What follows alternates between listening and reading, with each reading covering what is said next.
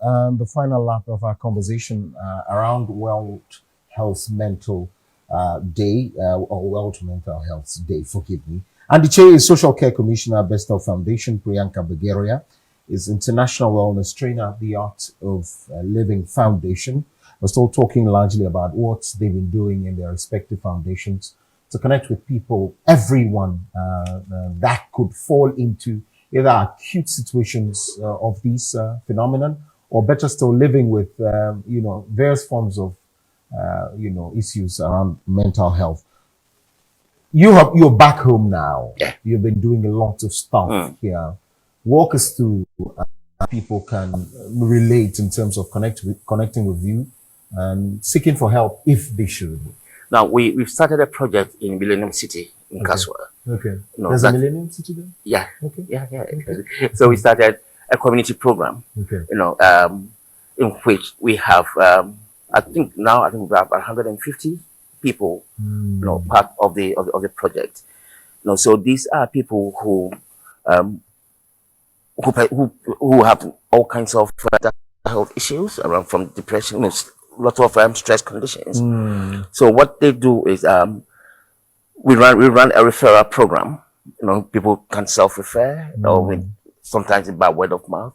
So they come in to that, and then we have counseling programs, programs, and so on. And sometimes we actually support people. So we run, as part of it, we have a small advocacy group. We support people who have all kinds of issues with sometimes parentage, for example. Okay. People going to have all kinds of stress issues. So it's a small project that we have started in Millennium City.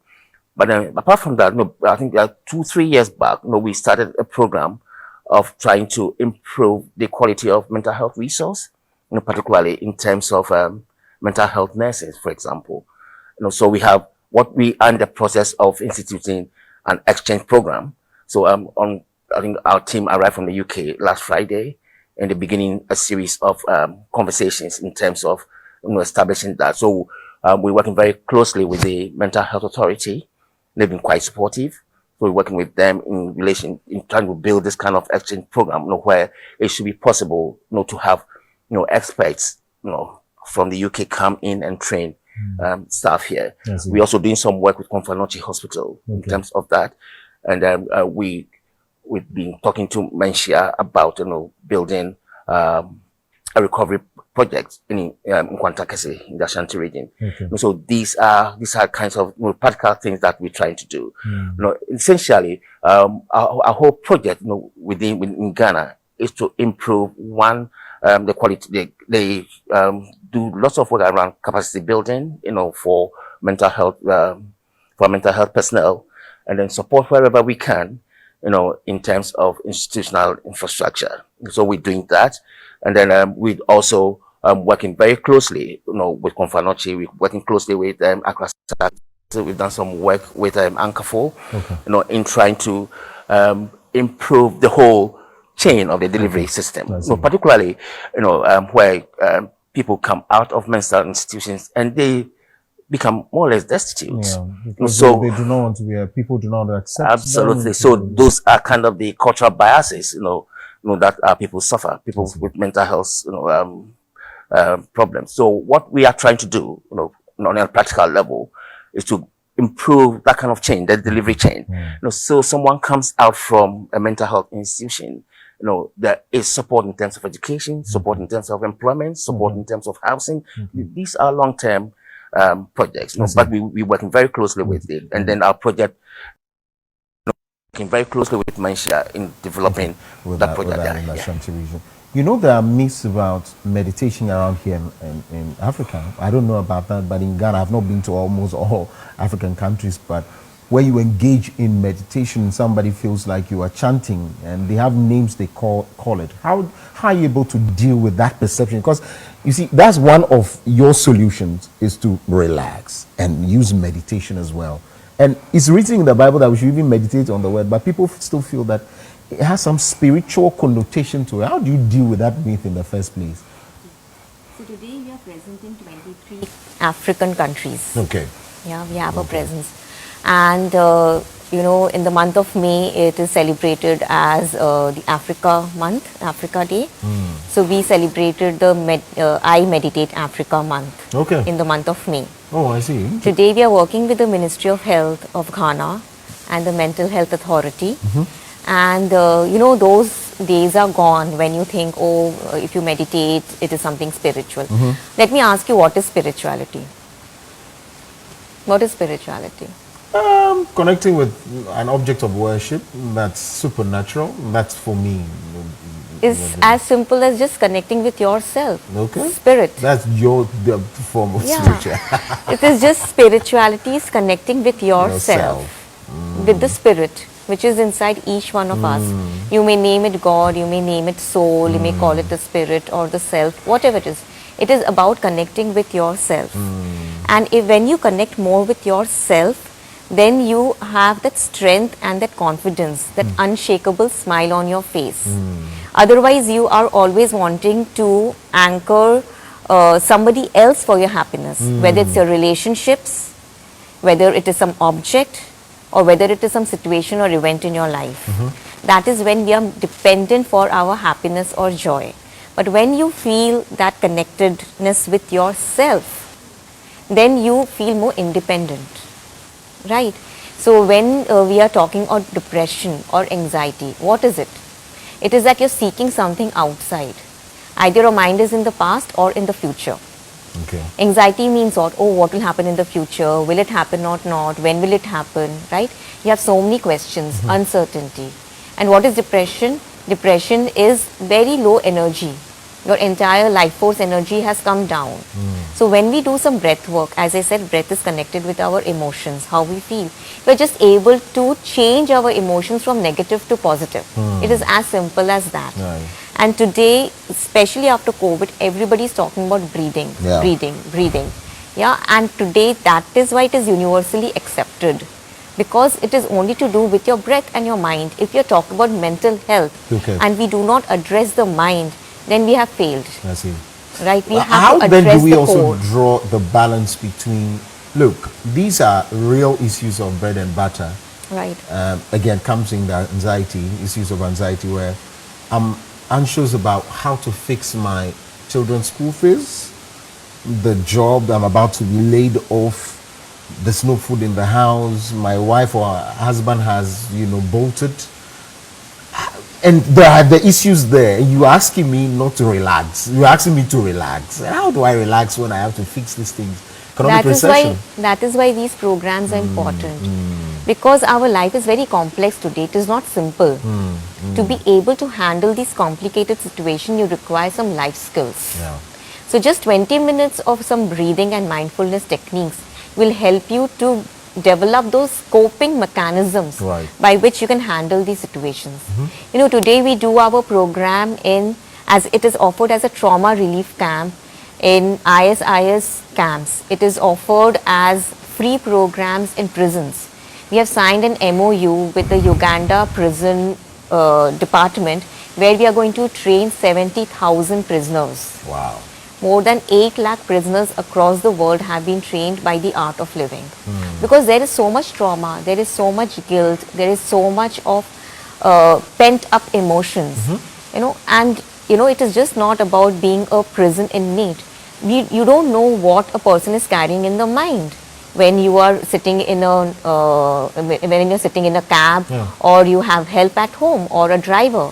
So we have to, it's just a mechanism how you can clean your mind, you can clean your energy on a daily basis. I see. And that's what these exercises do. Yes, it just Kinda cleans help up. It's just a cleaning mechanism, gives you coping mechanisms, and it is something which makes you more fresh, calm, relaxed during the start of the day. Anyways, it can be done anytime during the day, I see. and gives us that clarity and confidence to handle the situations in life. Social media then. I mean, you're fixing your life at home. You're trying to deal with a lot of stress, and then you open your phone and there are more depressing things there. Meanwhile, that's also connect to us. For some businesses run there, their life is there. Yeah. So you cannot do away with it. But how do we then manage it? No, social media is, because it has quite an intense effect, particularly on our young people.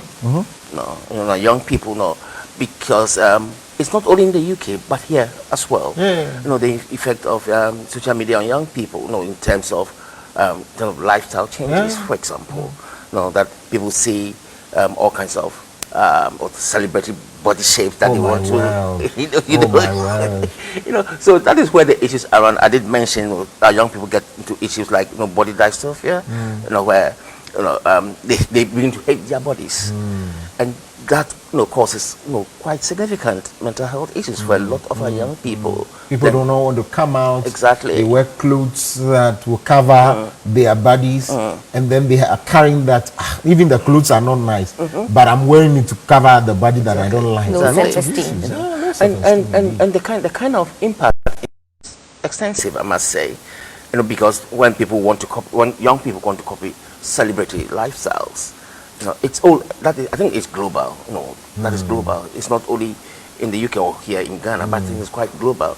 The effect of social media on young people, particularly in relation to lifestyles to body. They want to, be like, they want to live lifestyles of the rich and famous. Right. He wants a Maserati, he wants a Ferrari. If the person has it, then I must have that. So one of the things that we do, it's like so that you can only manage those expectations. You can manage those expectations. Now, for our young people, we have a lot of counseling sessions, with them, to try to manage those kind of expectations, because some are they just not real. The perceptions are they're just wrong, they're negative, and they negatively affect their whole well-being. So I think I do agree with you that it is quite an ongoing problem, because it's quite a dynamic kind of platform, isn't it? I see. So let's just quickly wrap. So what it means is that they have to. So I'll come to Best of Foundation. So that you have consciously created programs to help people. Let's know which of the programs again. Let's rehash it, so that people understand what you do and all that. Our flagship program is the happiness program. It is over 3 days and just for 3 hours every day.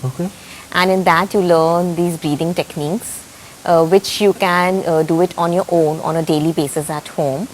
And these are the coping mechanisms by which you can handle the different challenges of life.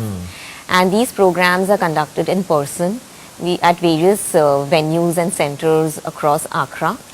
And when? So in Laboni, in Osu, in Blue Crest University College. So we have been doing programs in Academic City University College, Blue Crest University College, then El Ryan International School.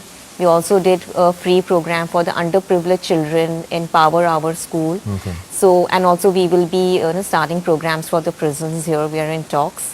So you can get our entire schedule of our program on our Insta, which is Art of Living GH, and you can follow us on social media, Art of Living Ghana.